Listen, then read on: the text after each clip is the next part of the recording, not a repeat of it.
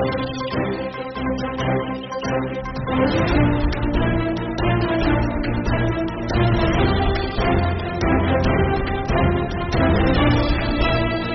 करना चाहूंगा श्री शहजाद पूनावाला जी को कि वो आए और हम सभी को अपने वक्तव्य से प्रेरित करें। जोरदार तालियों के लिए स्वागत करें श्री शहजाद पूनावाला जी का।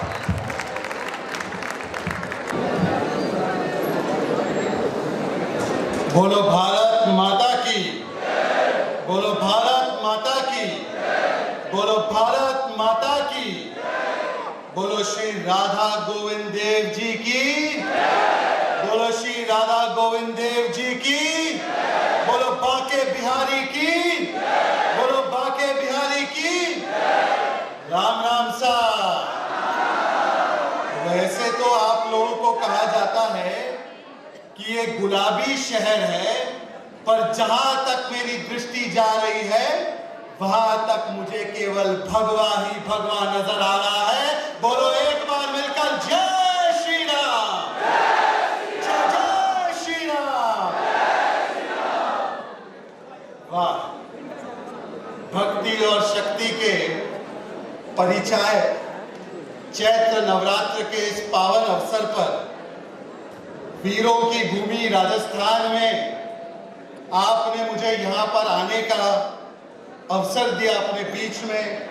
इसके लिए मैं आपका कोटि कोटि नमन करता हूं, आभार प्रकट करता हूं और आपका ऋणी हूं। सबसे पहले अभी तक जो मंच पर हमारे साथ प्रदेश की उप मुख्यमंत्री, हालांकि इनका बार बार परिचय दिया गया, दिया जी राजकुमारी है, दिया जी राजकुमारी है। मैं केवल यहाँ के जो वक्ता हैं उनको बताना चाहता हूँ, दिया जी राजकुमारी तो हैं, परंतु वो भारतीय जनता पार्टी, भारत और राजस्थान की सशक्त नारी है और उनकी सबसे बड़ी पहचान कि वो भारत की नारी शक्ति है, वही है। तो मुझे लगता है कि भारत की नारी का प्रतिनिधित्व करने वाली हमारी उप मुख्यमंत्री हमारे बीच में थी। उनके अलावा हमारे साथ डॉक्टर अग्रवाल, इस कार्यक्रम के संयोजक मेरे छोटे भाई सर्वेश अग्रवाल जी और मेरे सारे युवा मित्रों जो यहाँ पर गुलाबी शहर में भगवा के रंग में रंग चुके हैं, मिल चुके हैं, ऐसे सभी लोगों को फिर से एक बार मेरी तरफ से राम राम सा। देखिए, जब इस कार्यक्रम की चर्चा होने लगी थी, लगाना है तो पूरे शिद्दत से और जोर से लगाइए ताकि जो लोग सनातन की समाप्ति की बात करते हैं उनके कानों तक ये गूंज पहुंचे। बोलो जय श्री राम, बोलो जय श्री राम, जय जय श्री राम। सनातन की समाप्ति के ख्वाब देखने वाले लोगों, सुन लो, राजस्थान की रणभूमि से ये आवाज तेज निकल कर आ रही है। आप हमें कभी सनातन को समाप्त नहीं कर पाएंगे। जब औरंगजेब और मुगलों में वो दम नहीं था तो आप किस खेत की मूली है। बोलो जय श्री राम।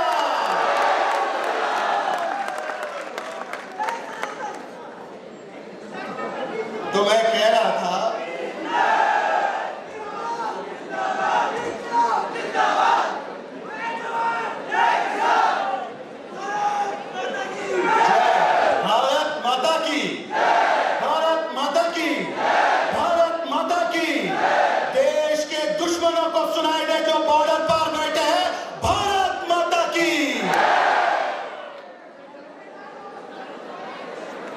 जब मैं कार्यक्रम के लिए यहाँ पर तैयारियां कर रहा था, तब मैंने यहाँ के जो युवा प्रवाह इस संस्था के सभी पदाधिकारियों से पूछा कि जरा बताइए कि यहाँ पर जो युवा आएंगे वो क्या अपेक्षा करते हैं। तो युवा प्रवाह के सारे जो कर्ता धर्ता जिम्मेदार पदाधिकारी हैं, इन्होंने मुझे बताया कि यहाँ की जो प्रबुद्ध जनता है, जो युवा है, वो आपसे 10 साल का हिसाब किताब मांगेंगे मान्यवर। उन्होंने कहा मुझे कि यहाँ पर 10 साल का मोदी सरकार का हिसाब किताब देना होगा। तो एक तरह से तो मैं मानता हूं कि आज मैं आपके बीच में आपके समक्ष आया हूं तो ये मेरा एग्जामिनेशन हॉल ही बन चुका है और आप मेरा एग्जाम लेने वाले हैं। और देखिए 2024 के इस एग्जामिनेशन में, इस इम्तिहान में हम लोग तो पूरी तैयारी से आए हैं। अब पता नहीं कि इस एग्जामिनेशन में पप्पू पास हो पाएगा या नहीं हो पाएगा, परंतु एक बात गांठ बांध के ध्यान रखिए कि इस इम्तिहान में, इस इलेक्शन में, इस एग्जामिनेशन में मोदी जी नामक स्टूडेंट को 400 अंक से ज्यादा दिलाने वाली जनता यहीं पर बैठी है। अब की बार 400 पार, और अब की बार 400 पार करने के लिए ये बहुत जरूरी है कि राजस्थान के एग्जामिनेशन में 25 में से 25 अंक दिलाने का काम यहां की बैठी हुई युवा जनता, यहां का युवा प्रभाग करेगा। तो बताइए भाइयों और बहनों, आप 25 में से 25 दिलवाएंगे क्या? 25 में से 25 दिलवाएंगे क्या? अब की बार, अब की बार, अब की बार। देखिए हम लोग तो मिशन और विजन के साथ काम करते हैं, और जो लोग मिशन और विजन के साथ काम करते हैं वो एग्जामिनेशन में भी आते हैं, पूरा रिवीजन भी करते हैं और पूरे डेडिकेशन के साथ काम करते हैं। परंतु जिन लोगों की राजनीति मिशन और विजन वाली नहीं, जिनकी राजनीति केवल सी फॉर करप्शन वाली हो, सी फॉर कमीशन वाली हो, डी फॉर डायनेस्टी के प्रोफेशन वाली हो और अपने अपने पॉलिटिक्स ऑफ डिवीजन वाली हो, वो इस एग्जामिनेशन में बैठ नहीं रहे हैं। उन्होंने तो अमेठी से भी इंटरमिशन ले लिया है। वो अमेठी भी जाना नहीं चाहते अपना एग्जामिनेशन देने। तो इसीलिए समझ जाइए कि अब की बार, अब की बार। देखिए युवा साथियों, मैं आपको बता दूं, कहीं आपके बीच में ऐसे भी स्टूडेंट्स होंगे, ऐसे भी युवा होंगे जिन्होंने अकाउंटेंसी पढ़ी होगी। कोई है अकाउंटेंसी पढ़ने वाले स्टूडेंट्स है क्या? अकाउंटेंसी, चार्टर्ड अकाउंटेंसी, कहीं मुझे हाथ दिखाई दे रहे हैं जो अकाउंटेंसी और चार्टर्ड अकाउंटेंसी भी पढ़ते हैं। क्योंकि मैं खुद 11वीं 12वीं में मैंने बीकॉम किया था, तो 11वीं 12वीं में जब मैंने बीकॉम किया था तब हम लोगों को बैलेंस शीट पढ़ना और ऑडिट करना ये सिखाया जाता था। अकाउंटेंसी के स्टूडेंट्स ने सीखा होगा ऑडिट, बैलेंस शीट, ये सारे टर्म्स आपको जाने पहचाने लग रहे हैं कि नहीं लग रहे? लग रहे कि नहीं लग रहे? उसी तरीके से हर 5 वर्ष में भारत के लोकतंत्र में भी एक ऑडिट होता है, और इस ऑडिट में कोई चार्टर्ड अकाउंटेंट या अकाउंटेंसी का स्टूडेंट नहीं बैठता, परंतु भारत की जो जनता है वो ऑडिटर के रूप में बैठकर हर 5 वर्ष में एक ऑडिट रिपोर्ट तैयार करती है और देश के बैलेंस शीट को देखकर यह तय करती है कि किस प्रकार से सरकार ने अपना अपना दायित्व निभाया है और काम किया है। और इस बार भी जब 2024 का ऑडिट बहुत जल्द होने वाला है, जब 2024 का ऑडिट अब ड्यू है, तो हमें तो पूरा विश्वास है कि हमारी ऑडिट रिपोर्ट पर जनता 400 पार का मुहर लगाएगी। परंतु कुछ लोगों के ऑडिट रिपोर्ट पर इस बार एडवर्स ओपिनियन आना बिल्कुल तय हो चुका है और उनकी इस बार 40 पार भी नहीं होने वाली है, ये भी बात स्पष्ट हो चुकी है। मित्रों, आज मैं आपके बीच में जब आया हूं तो मैं आपसे बात करूंगा कि पिछले 10 वर्षों में जो देश का बैलेंस शीट है, उस बैलेंस शीट में किस प्रकार से जो 2014 से पहले अनेकों ऐसी लायबिलिटीज थी, अनेकों ऐसे घाटे थे, अनेकों ऐसे नुकसान किए गए थे, उन नुकसानों की भरपाई करके उन लायबिलिटीज को 2024 आते आते किस प्रकार से प्रधानमंत्री मोदी जी के नेतृत्व में सरकार ने उनको एसेट बनाने का काम किया है, आज मैं आपके सामने इस एग्जामिनेशन हॉल में आपको एक एक करके वो उत्तर दूंगा और वो आंकड़े दूंगा, जिससे कि आप भी कहेंगे कि अब की बार 400 पार। क्योंकि इस देश ने देखा है कि 2014 से पहले जो लायबिलिटीज थी वो आज कैसे 2024 तक आते आते एक के बाद एक एसेट बनती चली जा रही है। दोस्तों, 10 सालों में क्या बदला, इन 10 वर्षों में क्या बदला? आपको अगर मैं कहूं तो इन 10 वर्षों में धारणा भी बदली है और धरातल भी बदला। धारणा बदलती है मतलब कि क्या? मतलब कि जिस प्रकार के समाचार पत्रों में हेडलाइन आती थी वो भी बदली है, और जो जमीन पर ग्राउंड की स्थिति है वो भी बदला हुआ है, वहां पर भी परिवर्तन हुआ है। हेडलाइन भी बदला है और ग्राउंड रियलिटी भी बदली है, धारणा भी बदली है और धरातल भी बदला है। आपको याद होगा 2014 से पहले, हालांकि आप बहुत छोटे रहे होंगे, जब उस समय पर हम समाचार पत्र उठाते थे तो क्या हेडलाइन आती थी? हेडलाइन यही रहती थी कि आज इतने लाख करोड़ का घोटाला हुआ, कभी 2G का घोटाला, कभी CWG का घोटाला, कभी सोनिया जी का घोटाला और कभी जीजा जी का घोटाला। यही हेडलाइन देखने मिलती थी 2014 से पहले। क्या ये सच बात है या नहीं?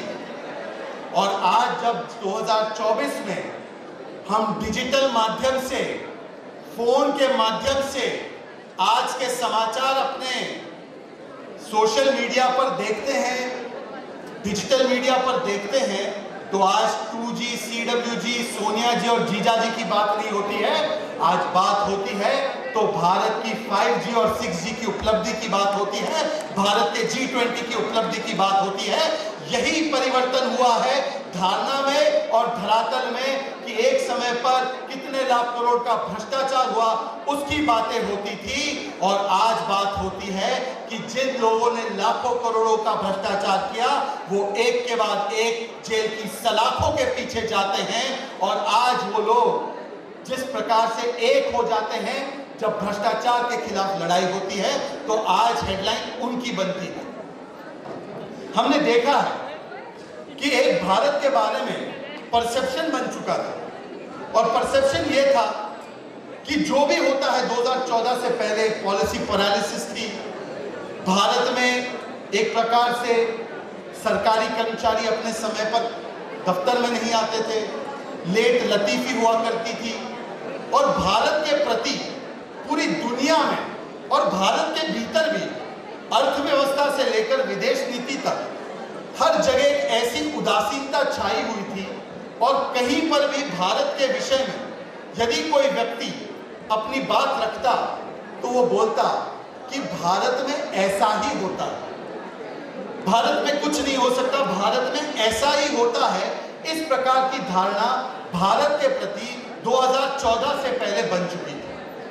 परंतु 2024 आते आते जिस प्रकार से एक सशक्त नेतृत्व में पिछले 10 वर्षों में भारत की अर्थव्यवस्था ने फ्रैजाइल 5 से उठकर आज फास्टेस्ट 5 में आने का काम किया है, और जिस तरह से हमने विदेश नीति हो चाहे राष्ट्र सुरक्षा नीति हो उसमें परिवर्तन किया है, तो आज भारत को देखकर केवल भारत के लोग नहीं बल्कि बड़े बड़े समाचार पत्र और बड़े बड़े मीडिया हाउस भी, दुनिया के मीडिया हाउस भी कहने के लिए मजबूर है कि भारत में ऐसा ही होता है, नहीं है, भारत में ऐसा भी होता है। ये धारणा बदली है, ये धरातल पर परिवर्तन हुआ है, और ये इसलिए हुआ है क्योंकि मोदी है तो मुमकिन है। ये क्यों हुआ है? मोदी है तो मुमकिन है। मित्रों, आपको याद होगा कि पहले एक विशेष प्रकार की राजनीति हुआ करती थी, और उस राजनीति को मैं कहता हूं politics of cap, politics of cap कहता हूं। अब कैप सुनकर कुछ लोग जो है वो हैरान परेशान ना हो जाए। ये कैप वो वाली कैप नहीं है जो आप समझ रहे हैं। ये जो तुष्टीकरण की कैप लगाकर लोग घूमते हैं ना, ये उस कैप के जिक्र नहीं कर रहा हूं मैं, वरना पता चला कि जैसे ही कैप बोला तो कांग्रेस वाले शिकायत करने पहुंच जाएंगे मेरे खिलाफ। जब मैं कैप की बात करता हूं, पॉलिटिक्स ऑफ कैप की बात करता हूं, तो पॉलिटिक्स ऑफ कैप का मतलब है सी फॉर करप्शन। राजस्थान में किस प्रकार से भ्रष्टाचार का नंगा नाच होता था, यह आपने देखा है या नहीं देखा है? आपने देखा था या नहीं देखा था? आपको लाल डायरी याद है कि नहीं याद है? आपको पेपर लीक याद है कि नहीं याद है? आपको खनन माफिया याद है या नहीं याद है? आपको याद है कि किस प्रकार से कोविड कालखंड में यहां की सरकार के द्वारा भ्रष्टाचार किया गया था? याद है कि नहीं याद है गहलोत सरकार का भ्रष्टाचार? 20-20 पेपर लीक हो जाते थे, भ्रष्टाचार होता था। ये सी फॉर करप्शन। फिर ए फॉर अपीजमेंट पॉलिटिक्स। इस राजस्थान ने वो भी काल देखा है जहां पर पीएफआई जैसी संस्था को तो, एक आतंकी और उग्रवादी संस्था को तो खुले में मार्च निकालने की अनुमति दी जाती थी, परंतु जब हमारे हिंदू पर्व होते थे तो 144 लगाकर हमें कहीं पर भी उन पर्वों को एकत्रित होकर सार्वजनिक जगहों पर उसे मनाए जाने की मनाही होती थी और उसे मनाए जाने नहीं देते थे। ये तुष्टीकरण की राजनीति का भी हमने खेल यहां पर होते हुए देखा है या नहीं देखा है? हमने देखा है कि किस प्रकार से कानून व्यवस्था इस प्रकार से तुष्टीकरण के नाम में ध्वस्त हो गई कि जिस तरीके से सरेआम दिन दहाड़े गले कटने का भी कारनामा हमने इसी जयपुर, उदयपुर और राजस्थान की भूमि में देखा है। और ऐसे गले काट कट्टरपंथियों को किस प्रकार से कांग्रेस की सरकार संरक्षण देती थी, उसका भी हमने एक प्रतिबिंब गहलोत सरकार में देखा था। कैसे कन्हैया लाल जी के हत्यारों को संरक्षण दिया गया, कैसे उनकी हत्या की गई, और उस समय पर राजस्थान की पुलिस हो या राजस्थान की सरकार हो, वो किस प्रकार से अपराधियों के साथ ज्यादा खड़ी आई, कन्हैया लाल जी के साथ और उनके परिवार के साथ खड़ी नहीं आई। और पी फॉर परिवारवाद। परिवारवाद की भी हमने पॉलिटिक्स देखी है कि जिस प्रकार से इसी राजस्थान की भूमि में आपने देखा होगा कि एक मुख्यमंत्री अपने बेटे के करियर की उड़ान के चक्कर में अपनी ही पार्टी के कितने कितने पायलटों का क्रैश लैंडिंग करवा रहे थे। यह परिवारवाद का भी परिचय आपको इसी राजस्थान में देखने मिला था। और यही वो कैप की पॉलिटिक्स थी, C for corruption, A for appeasement politics और पी फॉर परिवारवाद, जिसकी वजह से करोड़ों युवाओं के भविष्य के साथ खिलवाड़ किया गया। यहां पर करोड़ों लोगों को जिस प्रकार से प्रताड़ित किया गया और किस प्रकार से राजस्थान और भारत की गरीब जनता का हिस्सा कुछ परिवारवादियों की जेब में भ्रष्टाचार के माध्यम से भरता गया, ये कैप की पॉलिटिक्स हमने लगातार देखी। पर आज ये कैप की पॉलिटिक्स में एक भारी परिवर्तन आया है 10 वर्षों में। अब मुझे पानी दीजिए। आज ये जो परिवर्तन आया है, तो ये सीएपी की पॉलिटिक्स बदलाव होकर ये बनी है पॉलिटिक्स ऑफ पीपीपी। और पॉलिटिक्स ऑफ पीपीपी का मतलब है politics of Pragati, politics of progress and politics of people first. ये कैप की पॉलिटिक्स से हटकर आज पीपल फर्स्ट की पॉलिटिक्स पर आए हैं। ये फैमिली फर्स्ट की पॉलिटिक्स से हटकर आज जनता को फर्स्ट रखने की पॉलिटिक्स पर आए हैं। ये अपीजमेंट की पॉलिटिक्स को हटाकर हम संतुष्टिकरण की पॉलिटिक्स पर आए हैं। मतलब तुष्टिकरण से संतुष्टिकरण, फैमिली फर्स्ट से नेशन फर्स्ट वाली पॉलिटिक्स में हम लोगों ने 10 सालों में ट्रांसफॉर्मेशन होते हुए देखा। आपको तो याद होगा कि परिवारवाद का पताका इन लोगों ने इस प्रकार से लहराया था। चंद्रयान 3, आपको पता है चंद्रयान 3 के माध्यम से पहली बार भारत के वैज्ञानिकों का सुनहरा पताका चंद्रमा के दक्षिणी ध्रुव पर जब निकलकर नीचे उतरा, तब उस टच पॉइंट को प्रधानमंत्री नरेंद्र मोदी जी ने और भारत की सरकार ने नाम दिया था शिव शक्ति पॉइंट। क्या नाम दिया था? क्या नाम दिया था? इसका भी कांग्रेस ने विरोध किया था। कांग्रेस को इससे भी आपत्ति थी कि जब चंद्रयान 3 के माध्यम से, विक्रम लैंडर के माध्यम से, जब चंद्रमा के दक्षिणी ध्रुव पर इसरो ने और भारत ने इतनी बड़ी उपलब्धि हासिल की और उस उपलब्धि को हमने शिव शक्ति के रूप में एक प्रकार से उसका जश्न मनाने का काम किया, कांग्रेस ने इसका विरोध किया। परंतु आपको जानकर हैरानी होगी कि किस प्रकार से परिवारवाद का पताका ऊंचा लहराता था इनके समय में। जब 2007-8 में चंद्रयान 1 ये जब सफलतापूर्वक चंद्रमा पर नहीं उतर पाया, परंतु उसका ऑर्बिटर टूटकर चंद्रमा पर गिरा, तो उस टच पॉइंट को भी नाम देने की बारी आई थी। और उस समय पर मनमोहन सिंह और सोनिया गांधी जी की सरकार ने उस टच पॉइंट का नाम किसी वैज्ञानिक के नाम पर नहीं, भारत की सांस्कृतिक और विरासत, वैज्ञानिक विरासत के नाम पर नहीं, बल्कि उन्होंने उस टच पॉइंट का नाम रखा था जवाहर पॉइंट। और इस तरीके से भारत के उस समय की सरकार ने, मनमोहन सिंह की सरकार ने परिवारवाद का पताका न केवल भारत में बल्कि अंतरिक्ष में भी लहराने का काम अगर किसी ने किया तो ये यूपीए की सरकार ने किया। आज मोदी जी के नेतृत्व में कोई परिवार का पताका नहीं बल्कि सनातन और भारत की संस्कृति का पताका चंद्रमा के दक्षिणी ध्रुव तक भी पहुंचा है। यही डिफरेंस हुआ है, यही ट्रांसफॉर्मेशन हुआ है। इसीलिए कहते हैं मोदी है तो मुमकिन है। यह बदलाव हुआ है पिछले 10 वर्षों में। और मित्रों, ये जो परिवर्तन हुआ है सीएपी से लेकर पीपीपी तक,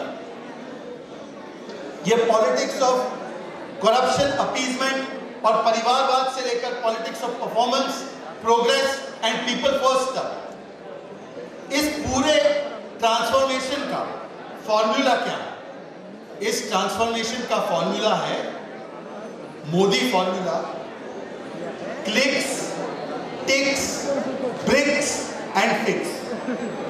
आप समझ पाए ये फॉर्मूला क्या है? ये फॉर्मूला है clicks, ticks, bricks and fix.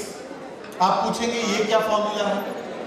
मैं आपको समझाता हूं। क्लिक्स का मतलब है, आपने देखा होगा कि आज जिस प्रकार से भारत डिजिटल इकोसिस्टम,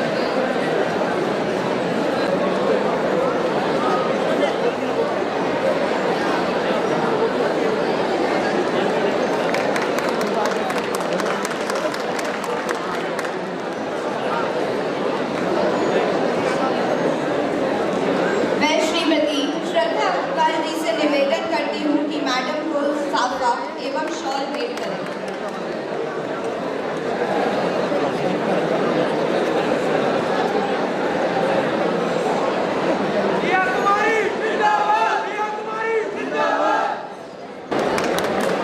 आप सबको आज के कार्यक्रम का ओरेशन देने मैं शहजाद पूनावाला जी का भी हार्दिक स्वागत करता हूं।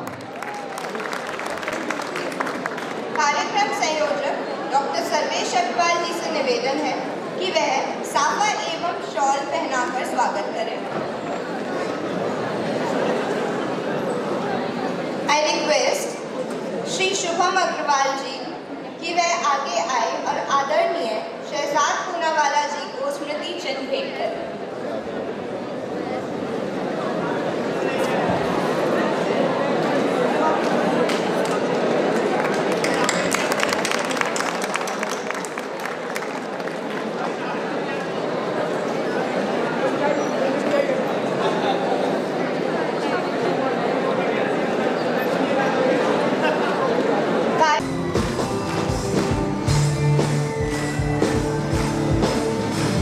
Soon